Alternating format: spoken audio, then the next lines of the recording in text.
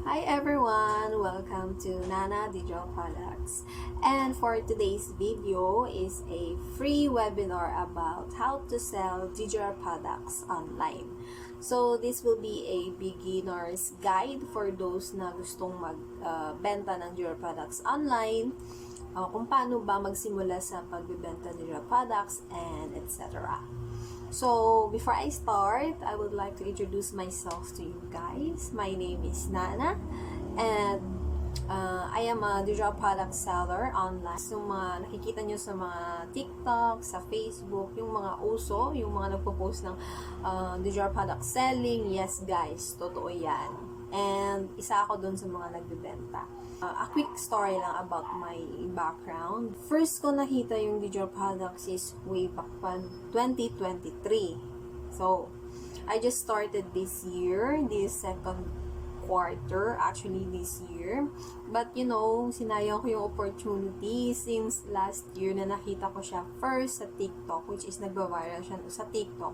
So, nung nakita ko siya, actually hindi ko siya pinansin.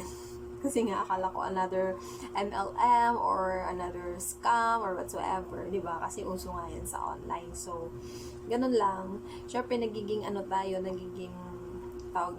nagiging sigurista naman talaga tayo when it comes sa online selling, mga ganun, mga part-time job, di ba? And then, sa second time na nakita ko siya ulit doon sa FYP ko sa TikTok, well, nagbabiral na naman siya ulit during last quarter of 2023. So, ang dami ko na nakikita na, alalahin ng mga income nila. Yung iba, inaabot na 6 digits. Alam mo yon. So, parang too good to be true talaga. So, parang, nung time na yon, ayaw ko parang maniwala. Kasi nga, magbebenta ka ng digital products, tapos kikita ka ng ganon, di ba? Hello? So, ayun na nga. So, hinayaan ko na naman ulit sinayang na naman ulit yung opportunity na mag-start sa digital products.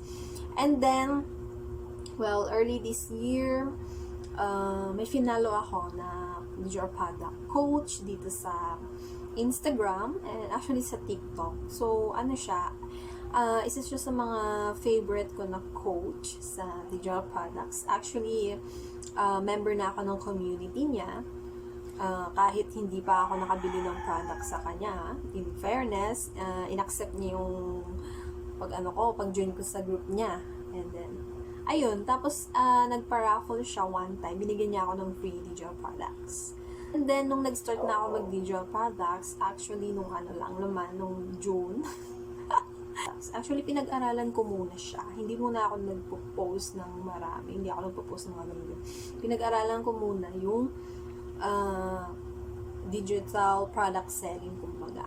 Siyempre, todo research, gano'n. Yung bundle na kinuha ko is hindi siya course. Pwede isa siyang starter kit bundle. Okay, so i-discuss yan mamaya sa inyo. So, ayan. So, yan yung journey ko sa digital products, no, bago ako nag-start. So, how to create and sell digital products, your step-by-step guide to creating and selling digital products as a beginner. Okay? So, kung meron ka ng knowledge about sa digital products at gusto mo pang matuto ng like this, sa free webinar, so, open ka naman dito. Wala namang problema doon. So, kung employed ka ngayon, so, nakukulangan ka pa rin sa sa sweldo mo, sa benefits mo, parang feeling mo hindi pa rin sapat yung sahod mo. So, pwede ka dito. And then, kung estudyante ka naman, kung gusto mo magka-extra allowance, as I say before, girl, simulan mo na to. And then, kung business owner ka naman, at saka nalilitan din sa daily na kita mo sa pagdinegosyo, pwede ka rin dito. And then, sa mga taong bahay, na kumbaga, yung mga tambay ba, yung mga walang ginagawa, at saka walang pinagkaabalahan sa buhay, pwede ka dito as in. And then sa mga stay-at-home mom, gaya ng sinabi ko, pwede ka din dito para at least, diba, makatulong ka din financially sa family mo. And then sa mga freelancer, na mga burnout na sa work nila, alam mo yun, super stressed na sa mga clients nila, pwede ka rin dito. And then, sa mga taong need humanap talaga ng pagkakakitaan sa free time mo, Filipino citizen ka man or kahit foreigner ka, pwede ka dito. So, ayun, kasi nga, meron kang mga bills na kailangan bayaran, may mga utang kang kailangan bayaran, at saka gusto mo rin makatulong sa pamilya mo, diba? Sino ba naman na ayong tumulong sa pamilya? And then, sa mga taong gustong makabili ng kanilang needs, syempre, and wants sa life. And then, sa mga gustong magka-income kahit saan ka man pumunta. Kasi nga may freedom ka dito sa digital products. Digital product selling. Tapos, sa mga gustong matuto ng new knowledge and skills, and gustong makapag-ipon, hindi lang makapag-ipon, kundi makapag-invest, magkaroon ng businesses and everything. So, if isa ka dito sa mga taong to na sinabi ko, if yes, yung sagot mo dyan, yung free webinar na to is para sa inyo. I just want to flash sa screen yung mga naging small wins ko sa pag-start dito sa digital product selling. And of course, yung mga kumbaga testimonies and na rin, kumbaga yung mga income din ng mga kapwa ko digital product seller. So, hindi to scam, guys. Legit na may kikitain ka talaga kay digital products. Basta maging consistent ka lang talaga. So, welcome to your guide on how to create and sell digital products. So, excited ako sa inyo, guys, na ituro sa inyo o mag-guide ko kayo para at least, para hindi lang ako yung kikita. Syempre, pati kayo rin na gustong mag-start dito sa digital products journey. Okay. So, itong walkthrough para sa step-by-steps na guide on how to take and create and sell digital products. So, of course, guys, hindi naman ako ganun super galing na coach kasi nga starting pa rin ako hanggang ngayon, hindi pa ganun ka lawak yung experience ko. So, pero syempre, ginawa ko yung free webinar na ito para at least may share ko din sa inyo yung naging journey ko, paano ako nagkaroon ng first sale sa pagbibenta ng digital products. And then, of course, sa free webinar na ito, magbibigay ako ng 100 digital products na ideas na pwede nyong gamitin as your, kumbaga yung pinili mong niche. Kung ano ba yung bibenta mo ng digital products. So, may link ako na ilalagay dito sa description. So, pwede nyong i-download nyan anytime for you to understand kung ano ba yung digital products. So, digital products are intangible goods or services that are delivered electronically, often in a digital format, such as a downloadable files, online access, or software. A digital product is a product that exists in digital form, meaning it is created, stored, and distributed in electronic or digital format. So, syempre, since nasa digital era na tayo ngayon, syempre, mas uso na ngayon yung mga, alam mo yon, sa internet na lang, sa computer na lang, sa cellphone ka na lang tumitingin, di ba? Hindi ka na, nagre-refer sa physical products. Ganon. So, unlike physical products, digital products do not have a tangible presence. Yan na nga, wala siyang physical product. And are typically delivered and accessed through digital devices such as computers, phones, tablets, and or other electronic platforms. So, digital products have the advantage of easy distribution, instant access, and the ability to be easily updated or modified. Sa topic ko today, didiscuss ko din yung mga licenses ng digital products. So, they have become increasingly prevalent in the modern digital economy. These products can take various forms and serve a wide range of purposes. So, digital products are everywhere and include things like, unlike physical products, they can be replicated and distributed at minimal cost. So, maliit na yung magiging puhunan mo. Yes, guys. Siyempre, business pa rin to. Kahit wala kang physical product, kailangan mo pa rin mag-invest. So, hindi naman siya ganun kalaki. Minimal cost lang, as in super minimal cost lang. And then, making them highly scalable and cost-effective for both creators and consumers. So, very scalable yung pagbebenta ng digital products. Since hindi mo na nga kailangan mag-inventory and wala kang physical product, wala kang problema sa ganun sa shipment and mga tax. Okay? So, what are the types of digital products? So, meron tayong e-books and digital publications. So, sa mga mahilig dyan magbasa ng mga libro, so may mga e-books tayo, may mga ganung type ng digital products. Yan. And then, software and applications. Digital art and graphics, sa mga mahilig mag-design dyan. Actually, isa to sa mga number one na skills na kailangan sa pagbibenta ng digital products. Kasi nga, ano to nagdi-design ka. So, para mabenta mo yung product, kailangan magandahan mo yung design mo, gandahan mo yung story mo, di ba? So, ayun, yun talaga yun. Pero hindi naman necessarily na talaga na ganun ka ka-creative, ganun ka kagaling sa art, pagdating sa pagdi-design, hindi naman ganun. Okay? And then, of course, online courses and training programs. Pwedeng-pwede yun. So, yung mga nakikita nyo mostly sa TikTok and sa Facebook, Instagram, mostly online courses yung binibenta.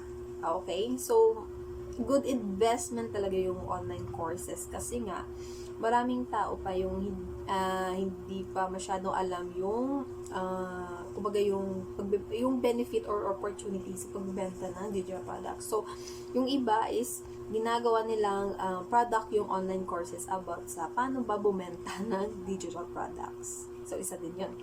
And the next is music and audio files. Ayun, kung mahilig kang gumawa ng mga kanta, nagko-compose ka ng sarili mong songs, pwede mo yun ibenta digitally. Excuse me. And then, photography and stock images. So, sa mga mahilig dyan sa photography, ayun, pwede nyo rin yan ibenta yung mga nakuha nyong pictures, kung magaganda yung mga quality yung mga pictures na nakuha nyo. So, pwede nyo yung ibenta through online. And then, of course, web templates and themes. So, sa mga web developer dyan, yung mga marunong gumawa niyan, pwede na kayong bumenta ng mga web templates and themes. And then, of course, video content and stock footage. So, mga mahilig dyan magbenta ng, mahilig gumawa ng reels or short form video o kahit na nga long video, pwede nyo rin yung ibenta, actually. So, may potential talaga si digital products. And then, digital marketing tools, of course. Mas pa software man yan. Marunong kang gumawa ng software. Ganon. Ayan, pwede man ibenta. And then, why digital products are lucrative? So, lucrative, parang in demand ba kumbaga sa, in a simple word. So, digital products have become increasingly lucrative for several reasons. So, ano ba yung mga reasons? Bakit nagiging in demand siya? So, first, of course, scalability. So, digital products can be replicated and distributed infinitely without incurring additional production costs, allowing creators to reach a global audience with minimal overhead. So, meaning, since nga digital products ito, so, maliit lang yung magiging puhunan mo, maliit yung magiging gastos mo, and then, mabilis siyang mag-trend, ganon, mabilis siyang mabenta, kasi nga, instant na yung download mo. So, marami yung marireach mo globally, hindi lang locally. And then next, of course, low overhead costs with no physical inventory or shipping expenses. The overhead costs associated with digital products are significantly lower compared to traditional businesses. So, syempre, kasi nga digital product, so wala kang, yun nga sabi ko kanina, wala kang masyadong gagastusin. Like yung, wala ka ng inventories or shipping expenses, alam mo yun. Kasi may mga ganun lang kapag bumibenta ng physical products, kailangan mo i-manage yung mga ganung bagay. Saka, magastos yun, syempre, of course. And then, next is passive income potential. Once created, digital products can generate passive income streams as they can be sold repeatedly without ongoing effort or time investment. So, since ito nga, digital product siya, so kahit once mo lang siya create at saka pinost mo sa mga e-commerce, ano na siya, passive income na siya, paulit-ulit na yan bibilhin ng mga tao, so hindi mo na kailangan paulit-ulit pang gumawa ng products or mag-shift, ano, tawag nito, parang kuha ng products, di ba? Para ganon. Or mag-produce ng product ng paulit-ulit kasi nga digital product na siya. So, once mo lang siyang ipopost sa mga e-commerce or i-release sa mga e-commerce, and then, automatic na yan na paulit-ulit na lang yung benta ko. Papasok. Kaya naging passive income siya. And then, of course, global reach. The internet enables digital products to be accessed and purchased from anywhere in the world, providing unparalleled reach and market potential. So, since, yun nga, sabi ko nga, kasi nga nasa digital era na tayo, so mabilis na yung, kumbaga yung pag-trend ng product, so mas marami yung ma-reach mo globally. And then, next is flexibility and creativity. So, digital products allow for endless possibilities in terms of creativity and innovation, empowering creators to experiment with new ideas and concepts. So, since ito nga, kasi nga digital product siya, so, ano siya, merong chance na maging flexible ka, mas maging creative ka, ganun, makakapag-produce ka ng new innovation when it comes to designing and creating arts, ganun, and whatsoever. Yeah, of course, why digital products? Bakit nga ba digital products, ano? So, bakit ka bibenta ng digital products? So, selling digital products allows you to monetize your skills, knowledge, and expertise. Plus, there's no physical inventory, shipping headaches, or manufacturing costs. So, yun. Bakit? Bakit ka bibenta ng digital products? Diba? Super hassle-free na siya para sa'yo. Pag na-master mo na yung pagbebenta ng digital products, madali na lang tong gawin as in. Paulit-ulit na lang yung cycle. Promise. And then, just create a digital product once and sell it over and over again to customers all over the world, 24/7, 365 days a year. So, whether your goal is to replace your full-time income or just make some side money, this guide will give you the steps to get started and 100 product ideas to inspire your creativity. So, ayun guys. So, kahit ano man yung ginagawa mo sa ngayon, employed ka ba or wala, ito nga yung, may potential siya para sa yung side hustle or pwede mong gawing full-time. So, this guide will show you exactly how to pick your niche and target audience, how to research and validate your digital product idea, branding and how to create your product, confidently price your product, system for selling your digital product, marketing and social media, and of course, tips for success. So, digital products unlock the dream lifestyle, work from anywhere in the world, make money while you sleep, and earn profits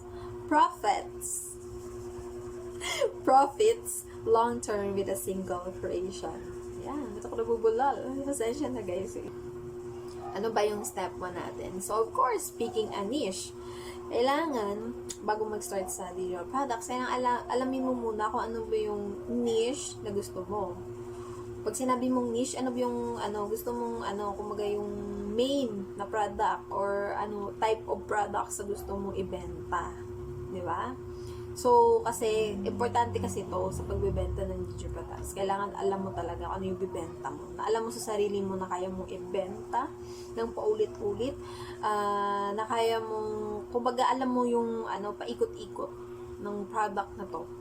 Kasi nga, meron ka ng experience, meron ka ng skills, meron ka ng talent sa specific na niche na to.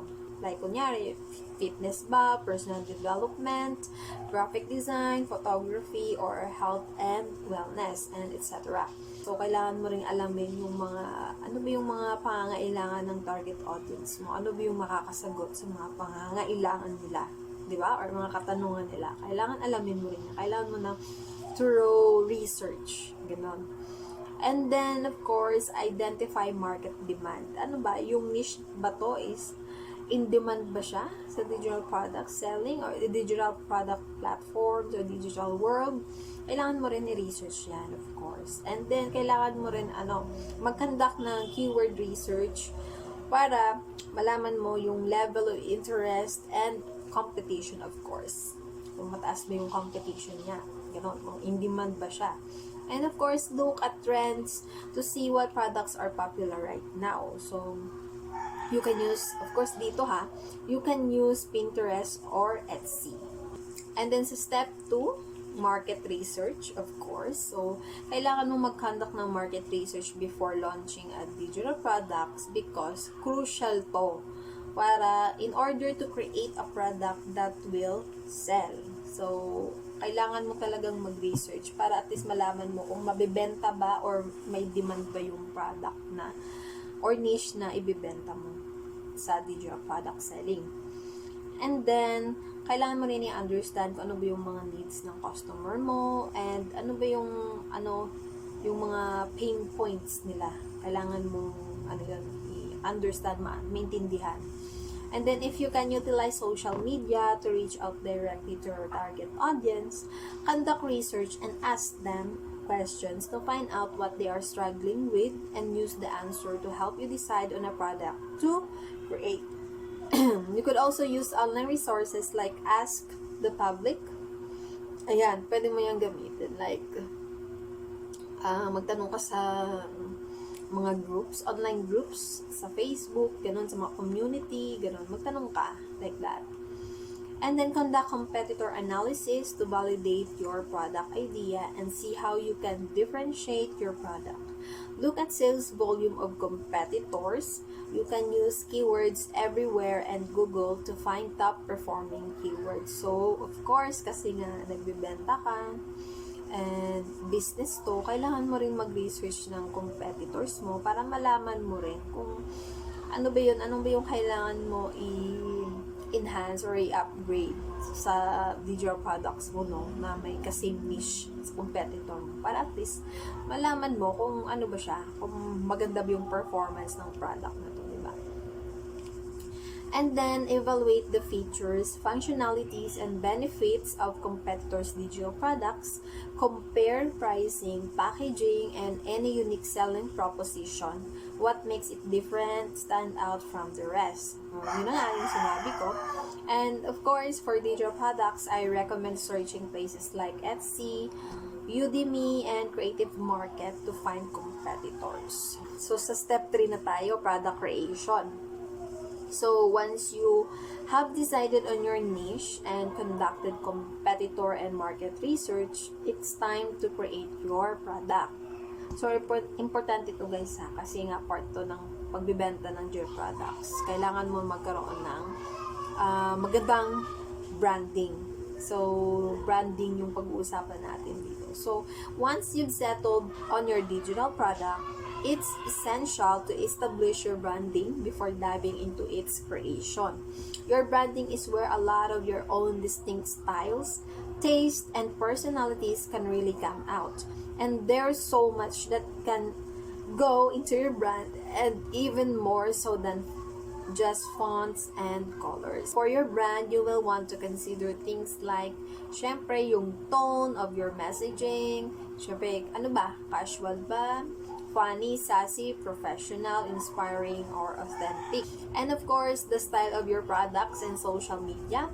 Like, kunyari, feminine yung theme, modern, minimal, luxurious, bold, bright, moody, and etc. So, ikaw na bahala doon. Kailangan i-align mo din sa niche ng digital products mo. Okay?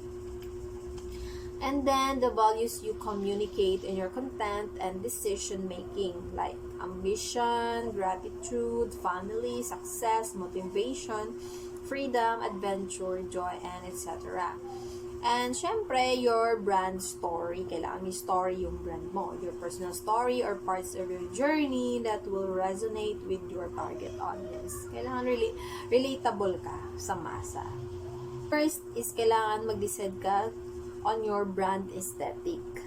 So, kailangan gandahin mo yung brand mo, di ba? Kasi nga, ano to digital product selling to So, makikita yan ng tao through online, through searching, di ba? So, kailangan yung i-promote mo na product or your brand, kailangan maganda rin, di ba? I recommend creating a brand board inside of Canva, of course. Kasi nga, si Canva, meron siyang free membership. And hindi mo naman kailangan kumuha ng pro kasi sa free marami na ring features or mga tools, designs na mga templates na ready na pwede mo na lang kumbaga i-edit sa sarili mong design or gumawa ka from scratch. Ganun. And then, of course, name your product. So, choose a compelling and effective name for your digital product that resonates with your target audience. Ensure the name aligns with your brand identity, values, and messaging. Aim for a name that communicates the core value and convinces your audience why they need this particular product. So, kunyari, yung niche mo is pagbebenta ng reels. So, kailangan yung title lang or yung name ng product mo is aligned dun sa binibenta. Like, ano ba? Ano yung binibenta mo reels? AI ba? Or faceless ba? Parang UGC. So, pwede mo siyang i-name na productless faceless marketing or faceless reels bundle. Pwede yan. You can check my DFY or done for you digital products. So, pwede nyo siyang bilhin, i-rebrand, i-resell for 100% profit in your own store. So, para mag-grab nyo yung digital products na bundle ko, which is yung starter kit ng faceless marketing starter kit, just click the link in the description box down below and or kung nasa website ka, click mo yung link dito sa sa description ko dyan sa website. Ayan. So once you have created your branding, it's time to create your product, of course. So, plan your product, outline the content or features of your digital product, what will make it unique, and how will it be different from competitors. And then, creating your digital product, where you choose to create your product will depend on what you are creating and your experience. A great beginner platform to use to create your product for free is, of course, si Canva. If you need to help creating your product, utilize tutorials and courses to learn the skills you need. So, kung gusto mo pa ng mas malawak na idea sa kung paano bang gumawa ng mga digital products online, so pwede rin kayo mag-avail ng mga courses online. And actually guys, meron akong bundle which includes this very webinar I am doing right now, this free webinar. I have an ebook guide version of this which includes Canva Crash Course, Rocket PH, Etsy, and marami pa. So, pwede nyo siyang avail din sa sa account ko sa Rocket PH or sa website ko. Okay? Alright, so tips for product creation. Select a layout and theme that aligns with your brand and enhances the overall aesthetics. Use consistent colors, fonts, and formatting throughout to create a cohesive and professional look.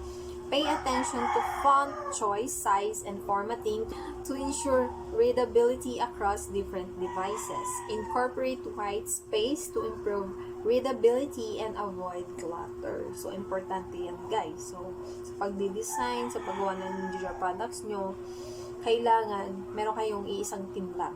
Okay? Step 4 na tayo. Pricing your product. So, setting the right price is crucial to maximize profits for your digital product. So, here are some tips.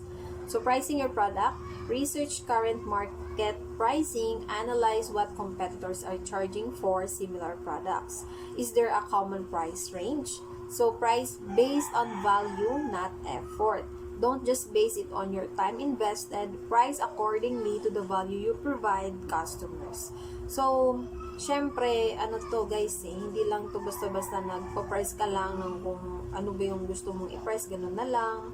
So, hindi yan. Kailangan, kailangan i-base mo rin siya kung ano ba kahalaga yung product na to. Gaano ba siya ka-demand. So, dun ka mag-base. Okay? And, of course, consider product cost. Account for expenses sa mga tools na ginamit mo and services to create the product. Usually, the cost to produce digital products is very low lang naman. Like, kunyari, yung ginamit mo lang naman na tools is si Canva lang naman. So, kasi nga, sabi ko nga before, free lang naman si Canva. And, yun lang, time, effort, and value ng product, competitors, pricing, doon ka magbe-based, okay? And then, of course, iti-test mo din yung different prices, kung ano ba yung, kung saan ba siya mas mabenta. So, offer the product at different prices and see which converts best. So, kung saan ba siya mas mabenta, saan ba siya mas demand na price, doon mo rin i-base. And then, offer tiered pricing, have a low price introductory version and a higher price premium version. So, like, meron kang mga discount na ino-offer or meron kang mga bundles, so na mas makakatipid sila pag binili nila yung bundles kaysa sa yung single na product. Yun, pwede mo yun i-offer. And then, of course, think recurring revenue. Rather than a one-time purchase, consider a subscription model. So, eto guys, para sa akin, hindi ko siya masyadong ina-advise kasi for subscription kasi, membership ng kasi nagtuturo ka ng fitness journey, mga ganon. So, pwede mo gamitin doon. Pero pag hindi naman ganon yung products mo or services na ino-offer mo, so, a one-time, kumbaga, subscription is, I don't think is the better choice for selling digital products. Like, sa online courses na mga ganon, or sa mga e-books na ganon. And then, use pricing psychology, leverage strategies like charm pricing.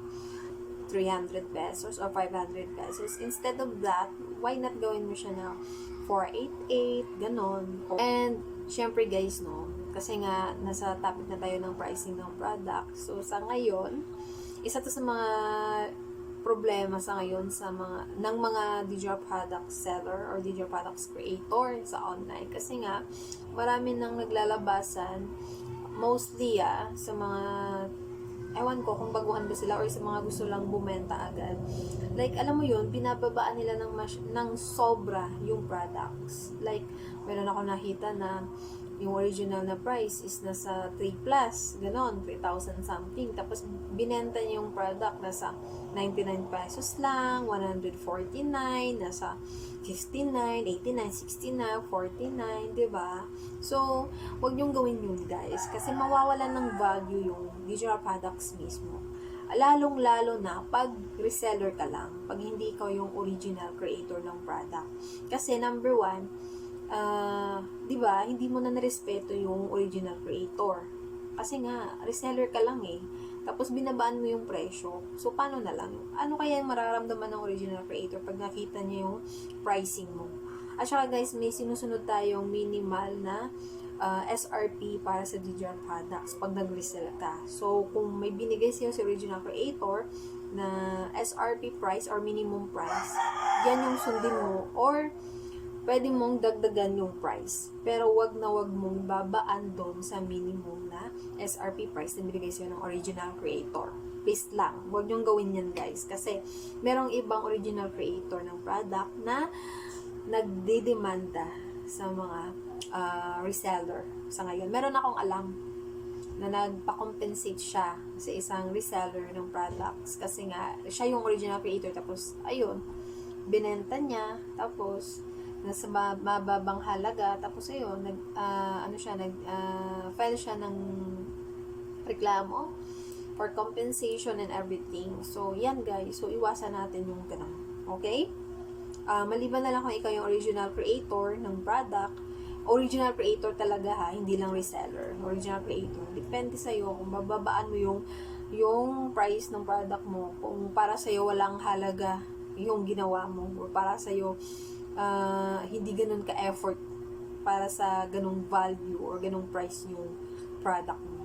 So, ganun lang. So, iwasan lang natin na babaan yung price ng product kasi nga malaki yung magiging impact nito sa pagbebenta ng digital products, hindi lang sa ilan o hindi lang sa original creator, kundi sa buong digital product selling. Okay? Alright, so yung next step natin is set up your sales page or store. So once you've created your product, you need to choose a platform to host and sell your digital product. So ano ba yung mga popular na sales system include or mga e-commerce platform or website? So first dyan is si Stan Store. So si Stan Store is an e-commerce platform designed to sell digital products effortlessly. From memberships to digital downloads to coaching, it offers a one-click link. You can put it in your social bio that is customizable. So, since beginner ka pa lang, and start ka pa lang sa pagbibenta ng digital product, I suggest na wag mo munang gamitin si Stan Store kasi meron siyang monthly fee and medyo mahal siya. Okay? So, pero kung meron ka namang malaking budget and kayang-kaya mo naman magbayad ng monthly fee kay Stan Store, why not? Gamitin mo si Stan Store, di ba? And then next is si System.io. So, si System.io is a very popular platform for anyone wanting to set up their own online store. It has an easy-to-use interface, customizable themes, and a wide range of applications. So, si System.io is number 1 recommended ko yun sa inyo sa paggawa ng website, ganon. So, may mga funnels dyan na pwede nyo gamitin sa pagbenta ng digital products nyo or courses, online courses. And then next is si Etsy, of course. One of the advantages of selling on Etsy is the access to a ready-made audience. The platform boasts millions of visitors each month who are there to find unique and handmade items. So, of course, yung advantage na Etsy talaga is since matagal na siya sa e-commerce platform and marami na siyang audience doon, millions na. So, hindi ka mahirapan doon na magkaroon ng sell or magkaroon ng benta doon. Yun na nga, yung sinabi ko before, meron lang siyang listing fee and processing fee. So, minimal cost lang naman yun, guys. Okay? So, ano yan, subject for approval yung paggawa ng account kay Etsy. Kailangan mo ng BIR number and debit or credit card account. Kasi yan yung gagamitin para makapag-open account ka kay Etsy. And then, step 6 is marketing your product. Of course, paano ka makakabenta kung hindi ka magmamarket ng products mo, di ba? So, organic marketing is a great option sa mga beginners or starters, especially when, yun na nga, first starter ka pala or beginner ka pa lang. So, it's free, risk-free, and can still bring in more than enough of the traffic and sales you need with some great content and consistency. Consistency lang talaga and post lang everyday, guys. Huwag kayong mawala ng pag-aasa. Okay? And then, one thing to remember is keep it simple. Super simple lang, precise, so on point na, wala na masyadong, etc. whatsoever. Include mo lang yung kung ano ba yung inclusions ng digital products mo, anong laman ng digital products mo. Yun lang. Hindi mo kailangan, mag-over-explain or over-complicate what you're offering. Your authenticity is also one of your most powerful assets. So, kumbaga, short description, on point, yun lang. Create your marketing materials, develop a compelling sales page or landing page for your product. If you're selling an ebook or template, make eye-catching mock-ups to showcase the best of your product. Write persuasive copy highlighting the benefits and features of your product. Address how your product solves customer pain points, and design promotional graphics or videos to attract attention. You can use Canva to design graphics for free, of course. And then, sa mga video naman, pwede mo gamitin si Canva or si CapCut or other video editing tools na alam mo na talagang gamitin. So, yun. Okay, so selling on socials like sa Instagram. So, Instagram is a great social media platform to create and sell your products. Of course, no? So, number 1 dyan kay Instagram is yung Reels. So, currently, trending yan as a way of capturing your audience attention. So, si Reels talaga kasi kahit 1 minute lang yan. Kasi, Yan na eh. Kumbaga yan na yung trending dyan kay IG. And then tips for Instagram, keep an eye on trending topics. Of course, challenges and hashtag within your niche or industry. So, importante yan guys, gumamit ka ng trending hashtag. Okay?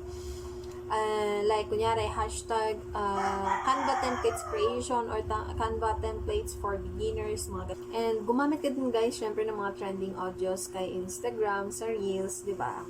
Para at least mag-trend din yung mga videos mo. And syempre, showcase personality and authenticity.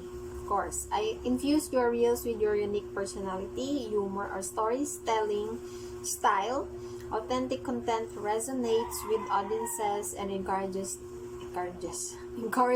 them to engage, comment, and share with others. And of course, one of the best parts of using Instagram as your marketing platform is how easy it is to build a sense of community and relationship.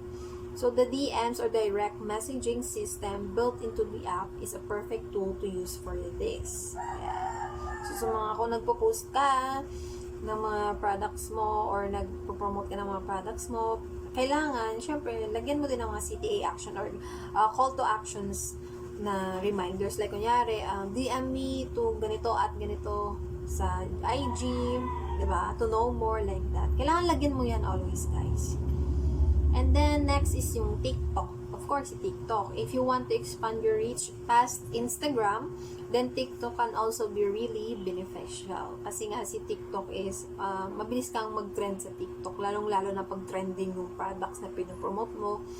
And kasi nga, yan nga, si TikTok nga is, video focus din siya, reels focus din si TikTok, kumbaga. Think again with its rapid growth and vast diverse user base, TikTok offers a fertile ground to market and scale your digital products business. Yeah. Mga TikTok challenge, ganun. And the next thing is si Pinterest. So, recommended ko din to guys para magkaroon kayo ng global reach, hindi lang locally. Gamitin nyo po si Pinterest. So, Pinterest isn't just a place for pretty pictures and inspirational boards. It's a powerhouse for promoting and scaling your digital products business. So, si Pinterest kasi parang hindi lang siya for aesthetics, gano'n, yung mga kumukuha lang ng mga pictures yung para i-post niya sa online, hindi siya ganun. Parang siyang Google, pero more focused on images. Meron din siyang mga videos actually. So, pwede pa kayong mag-promote kay Pinterest. And then, tips for Pinterest, optimize your profile, of course. Complete your profile with a clear and concise description of your business, including relevant keywords. So, kailangan nyo rin gumamit ng mga hashtag dito and keywords na related sa general products na binibenta nyo, of course. And use a high quality logo or brand image as your profile picture and add a link to your website or online store. So, importante yan, guys. Kailangan nyo ilagay yung link sa website nyo or sa online store nyo para kung meron mang viewer dun sa Pinterest post nyo or sa mga pins nyo sa Pinterest, magdadirect sila dun sa website nyo or sa e-commerce account nyo para bumili ng digital products na ina-offer nyo. And then, create boards relevant to your audience. Organize your Pinterest boards around topics, themes, or categories that are relevant to your target audience and align with your business niche. Pin consistently, regularly pin content to your boards to keep your profile active and engage your audience. So, regularly posting sa Pinterest, guys. And then, next is yung Rocket.ph. So, ito yung pinaka ginagamit dito sa Pilipinas ng mga digital products creator, your product seller, or reseller. Kasi nga, based siya sa Philippines. So, what is Rocket in the Philippines? Rocket.ph is a powerful but simple e-commerce platform. It's perfect for anyone who makes and sells products and services. So, freelancers, artists, streamers, writers, photographers, educators, and all in between can sell on Rocket.ph to a worldwide audience. Yes, hindi lang po dito sa Philippines. Pero, pwede po kayong bumenta ng product sa worldwide kasi pwede siya ma-access worldwide. So, sa may mga foreigner kayo na client na gustong bumili ng digital products sa inyo or students na gustong bumili ng online courses sa inyo, pwede nyo po silang isend sa link ng Rocket Page nyo. Kasi worldwide naman yung kinikater ni Rocket Page. The next is si Etsy shop, of course, Etsy. And then Shopify. Shopify, so ano ka, gagawa ka ng sarili mong website. And ito guys, recommended siya pag nakapag-establish na talaga kayo dito sa digital product selling. So recommended si Shopify. Okay? Kasi magkakaroon ka ng sarili mong website. As in, na website mo talaga, may sarili kang domain. Like, kunyari, nanadigitalproducts.com, ganon. So, wala na siyang slash, etc., etc. Sariling website mo talaga. And the next is si Payhip. So, si Payhip naman is your all-in-one solution to sell your ebook, software, and all types of digital products. If you can save it, then you can sell it. Everything you need to sell your work and grow your business. So, si Payhip, actually wala siyang bayad. Free din siya. Meron lang siyang processing fee once may nag-purchase ng product. A quick recap lang on how to start your digital product selling journey. Okay, one is, if I am not a creative or I'm not artsy or creative one, ganun, you've got Canva naman. I'm not good at writing, you've got ChatGPT. Yes, si ChatGPT guys, kung alam nyo yan, naka-AI na yan. So, anything you want to type or to know or to make a caption, hindi kayo ganun ka galing sa copywriting or doing captions, pwede niyang gamitin si ChatGPT. So, merong, merong binibenta rin yan actually yung mga ChatGPT prompt. Merong ganun. Alright? And then, next, I don't know how to start. Well, you have this. So, para mag-start, pick a niche, open ChatGPT, and then next, open your Canva, select an ebook template that you prefer, paste the contents from ChatGPT, download your ebook as PDF. So, ganun na siya kadali guys. And then, create and set up your landing page. Yung landing page nyo, like yung sa mga e-commerce nyo or sa website nyo. Create a social media account, add the link of your Stan store, pen site, beacons to your bio so that your followers can access your products or Rocket Page nyo, whatsoever. And then start posting 2 to 3 times a day. Engage with people in your niche by liking their post, following, or commenting. Promote your product until someone finally realizes its worth. So, consistent promoting lang guys. Alright, so next naman is 5 ways for you to start earning from Canva. So sa Canva, make your own digital products. You can create your own digital products using Canva. Since may Canva for free tayo. For example, Canva templates, planners, busy books, wedding invitation, etc. na natutunan mo sa mga sa guide na to. Sa guide na to. Be a Canva creator. Apply as a Canva templates or element creator on Canva website. So, ayan. Sa mga gusto maging Canva creator, guys, may bayad yan, binabayaran kayo ni Canva. O, lalong-lalo na pag quality yung ginagawa yung design or template sa Canva. And then, rebrand and resell my digital products. So, meron akong starter kit bundle. Ilalagay ko sa description na you can sell na ready-made na siya, done for you na guys. Hindi nyo kailangan gumawa ng sarili yung products kung nahihirapan kayo, kung hindi nyo pa alam kung ano yung niche nyo, ganun. So, na lang, click the link on my description box.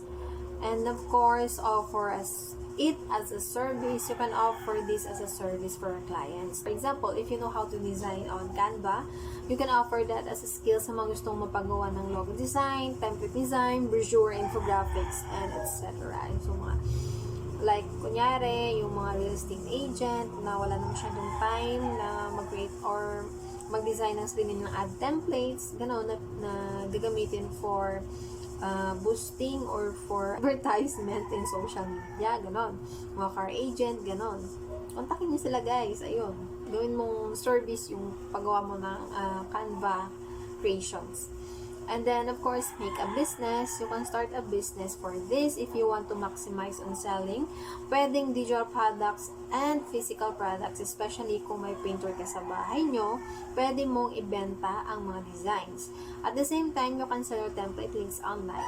So, double income yan. So, kunyari, mahilig kang gumawa ng mga BC books, pwede mo yan i-print, and then, ibenta mo siya physically. So, before you go, I have a special offer for you that you definitely won't want to miss. So, a total value for 3,499 may done for you digital products guide.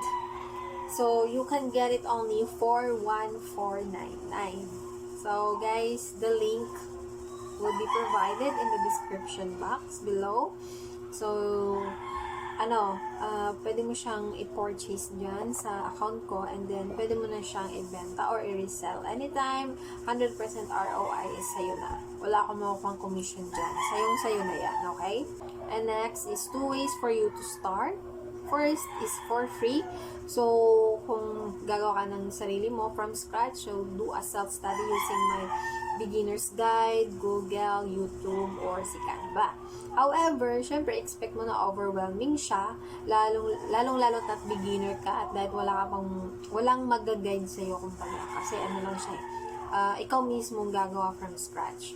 So, magiging hindi organize yung pag-aaral mo sa pagbibenta ng digital products. Yun yung mangyayari. Parang mawawalan ka na ng gana bumenta pag mag-start ka talaga from scratch. Pero pag,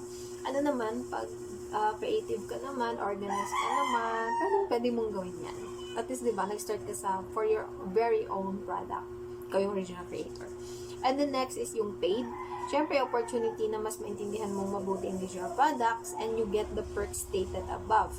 Mas mabilis ang progress at mas mabilis ang result. Yun na nga, kasi nga, done for you na siya. Bibili mo na lang, then i-resell mo na lang, tapos 100% ng ROI is na sa'yo na. So, paulit-ulit na lang na pag-resell ng products, wala ka na ibang gagawin, magpo-promote ka na lang, ganun. So, next is guaranteed nga ba? Guaranteed nga ba yung pagbibenta ng digital products? Well, sa dami ng gumagamit ng social media ngayon at interested now sa digital products, for sure, magkakaroon talaga ng benta dito. Pero yung question is kung gaano kakabilis. And the answer is, nakadepende yan sa'yo. Nakadepende talaga yan sa efforts mo, sa consistency mo. So, beginning is always the hardest, but it is worth it. Basta patuloy mo lang. Huwag kang susuko, girl. Kasi, nasa digital era na tayo, okay? Huwag mo wala ng pag-asa. Okay. So, mga frequently asked questions. Number 1 is it okay if I only use a phone? Yes, of course. Definitely, you'll have access to built-in website and webinars, so nothing to worry. However, it's better pa rin na gumamit ng laptop or desktop or computers. Ganun. And then, is it one-time, one-on-one training? As I mentioned in the webinar earlier, all the videos are pre-recorded, meaning this is not a one-on-one training, but rather a self-paced learning experience. In other words, it is a self-study program. Nonetheless, we've included a comprehensive guidance within the guide to prevent any potential confusion. You can message me if you have questions regarding selling digital products. So, anytime naman guys, pwede kayong mag-DM sa akin sa Facebook, sa Instagram, sa TikTok, or whatsoever. Okay?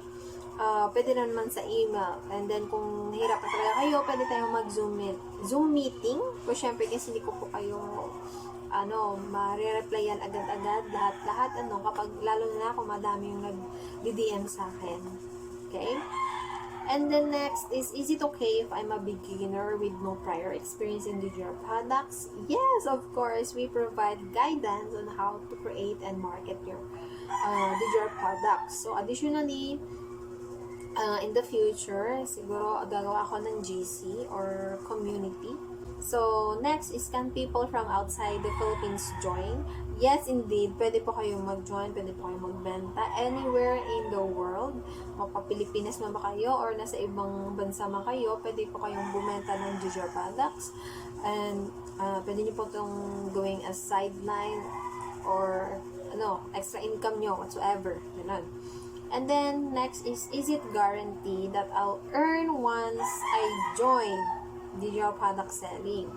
So, syempre guys, of course, gusto ko naman maging transparent sa inyo. There's no such thing as 100% guarantee in any business. Mapag digital products man yan, mapag physical products man yan, or any businesses man yan. So, walang guarantee na 100% na talaga, magiging successful ka talaga sa pagbe-business. Okay? Kasi nga, yung success mo is nakadepende talaga sa effort mo, sa consistency mo. Pero kung binibigay mo naman ng best mo, nag-effort ka naman ng todo, at marunong ka sa pagbo-market talaga, alam mo yung target audience mo, ganon, hindi posible na hindi imposible na hindi ka bibenta dito. As bibenta ka talaga dito. May potential talaga sa digital products kasi nga nasa digital era na tayo. Okay? Okay, so next step is for you to take action. Okay? So, kailan ka pa mag-action? Like, gagayahin mo ako, more than a year ako bago mag-take ng action. And then, syempre, of course, syempre, nandun pa rin yung regret. Pero syempre, nandun na tayo. And, ayun na. At least, ngayon, nasimulan ko na siya. Nagka-sales na rin ako, diba? Tapatunayan ko na rin na may potential talaga si digital product selling. Okay? So, kung meron ka naman dyan, time, wala ka naman masyadong ginagawa, marami kang oras, and gusto mo talagang magka-extra income, kahit estudyante ka pa, kahit work from home ka pa, kahit freelancer ka, kahit mom ka, ito na yung kumbaga yung tawag dito, this is your sign. I saw the sign, mga ganun. So, kailangan mo lang simulan na agad. Huwag mong sayangan yung opportunity na mas magiging in demand siya, or dadating yung time na magiging saturated na siya, kumbaga. Okay? Of course, number one reason dyan naman is no inventory, zero products, no shipping, no huge startup cost, no offering services, no trading time for money. Sa no offering services naman, nakadepende naman yun sa'yo kung mag-offer ka ng service mo. Okay? Alright, so next topic natin is ano nga ba ang DFY or done for you? So, ang DFY or done for you, digital product sa isang product or template na ginawa ng iba na pwede mong gamitin at depende sa mga resale rights na kasama. Pwede mo tong i-rebrand at i-resell para sa 100% profit. It's a way to start up your own business and make money without needing to create a product from scratch. So, let's be honest. That's where so many of us get stuck. So, sa mga beginners dyan, no? Dito tayo nagkakaproblema talaga is yung sa paggawa ng digital product. So, yung magiging niche natin, kung paano ba siya gawin, and ganito, ganyan. So, para hindi ka na mahirapan, why not mag-purchase ka ng done for you product? Since, meron naman akong ina-offer sa inyo na done for you na starter kit bundle, why not dyan muna kayo mag-start para i-resell siya, i-rebrand siya in your own brand. Okay? Okay, so yung topic natin na next is just to give you an idea on how to resell this done for you product. So, example, you decided to resell my very own product na ina-offer sa inyo, which is yung starter kit bundle. Kunyari, yung price kasi niya is nasa 1,499. Kunyari, gusto mo siyang gawin 1,500. So, sa daily income mo, kunyari, may 1,500 ka, 1 sale per day. So, per week, na yan? 10,500. So, in a month, may 42,000 ka na. Imagine. Diba? One product lang yan. So, just imagine how much you can earn if you have more than 1 sale a day or higher pa, or more than 1 yung benta mo sa isang araw, diba? Imagine. Kaya yung iba inaabot hanggang 3 digits, hanggang 6 digits a month. Kasi ganun ka in demand yung products nila.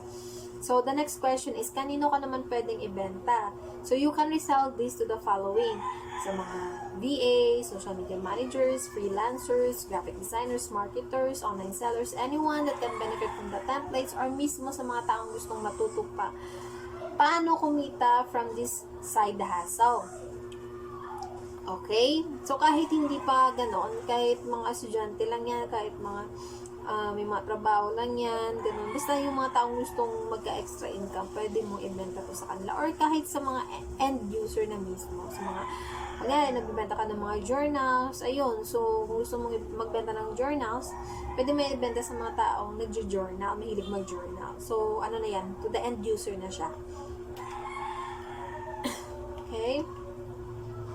So, next topic natin is, did you know that there's two types of digital product license? So, meron tayong MRR and PLR licenses. So, si MRR, or stands for Master Resale Rights. So, si buyer allow to sell the resale rights of the products, meaning you can pass the resale rights, but you can't change the content inside the product. Can claim ownership of it, done for beginners, can start resell right away. Example, online courses, tools, media, ebook guides, and whatsoever. So, meaning to say guys, ay MRR, pwede mo siyang i-resell 100%, pero hindi mo siya pwedeng i-rebrand as your own or i-edit yung contents inside. Bawal yun. Okay?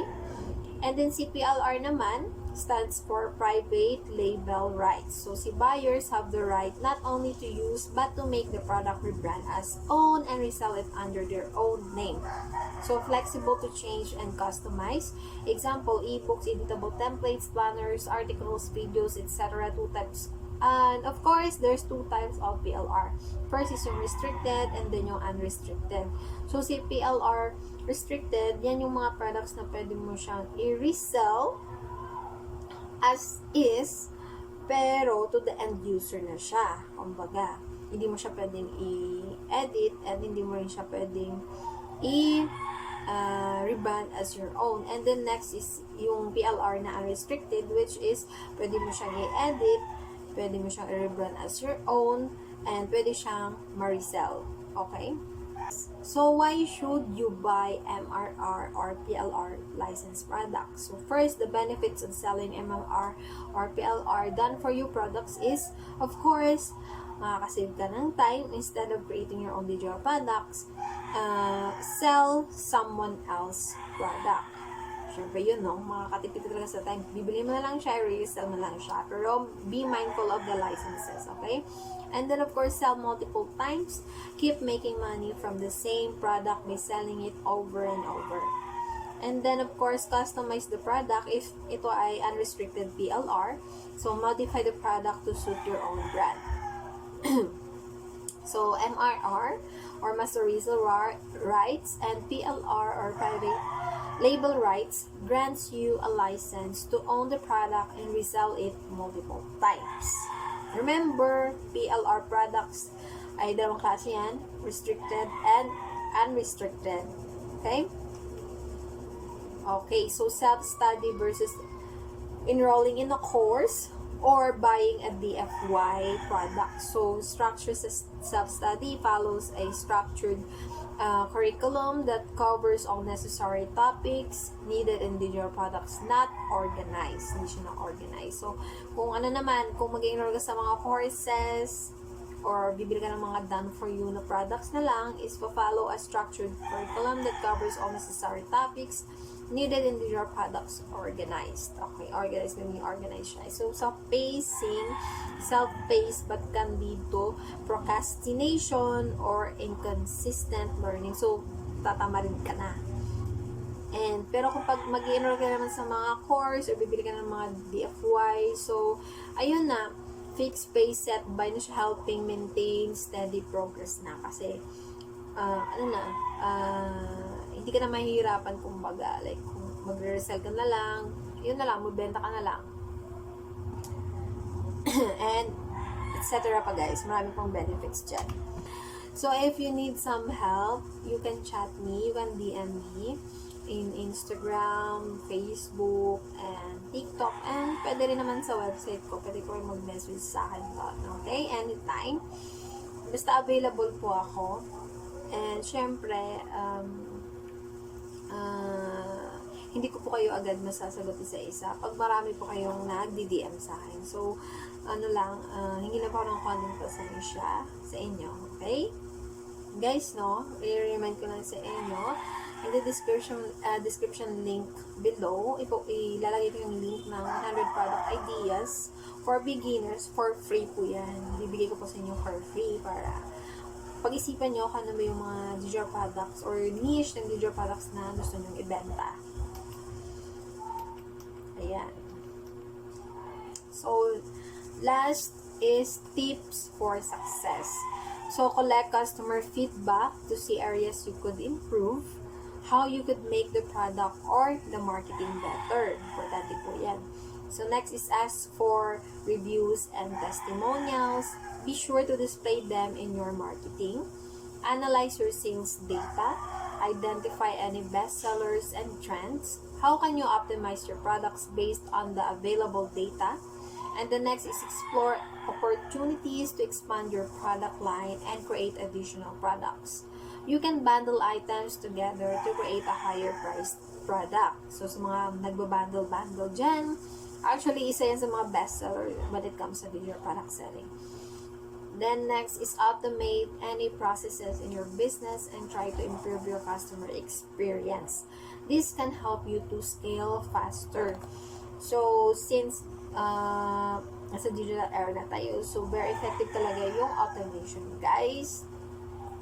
Kaya kailangan mo talagang gumamit ng mga e-commerce platform para yung pagbenta mo ng digital products, hindi ka na mahihirapan. Automated na siya, scalable siya, madali siyang ibenta pa ulit-ulit ng one-time setup, ganun.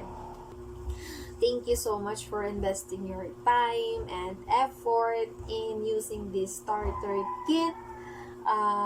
How to sell digital products beginner's guide, and also this very free webinar with an ebook version is available in my website, in my Rocket PH account. You can buy this.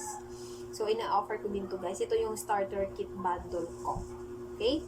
So, I commend you for exploring new things. Wishing you the best of luck, and please feel free to share your progress with me. So, pwede nyo po yung i-share sa akin, i-DM sa akin, para at least makita ko naman kung ano yung progress nyo sa pagbibenta ng digital products or pag-resell ng digital products. And then, of course, I enjoy getting direct messages on Instagram, Facebook, TikTok, and whatever with your success stories. Okay? So, sana guys, may natutunan kayo sa free webinar ko about sa digital products for beginners. And, of course, sana makabenta din kayo dito. Huwag niyong hayaan yung opportunity, yung potential ng digital product selling. Kasi nasa digital era na tayo. Huwag niyong i-miss to, like me, for over a year. Yeah? Kasi nga, guys, promise, magsisisi kayo pag hindi nyo ginab yung opportunity na to. So, dito ko na i-end yung free webinar about digital product selling for beginner. And then, thank you so much, guys. Sa next na free webinar ko, I think topic ko is about Canva Crash Course or hindi ako sure kung Rocket PH, ganon. Basta, magpo-post ako ulit ng free webinar. So, sana may natutunan kayo sa free webinar na ito. And thank you so much for watching. See you again. Bye!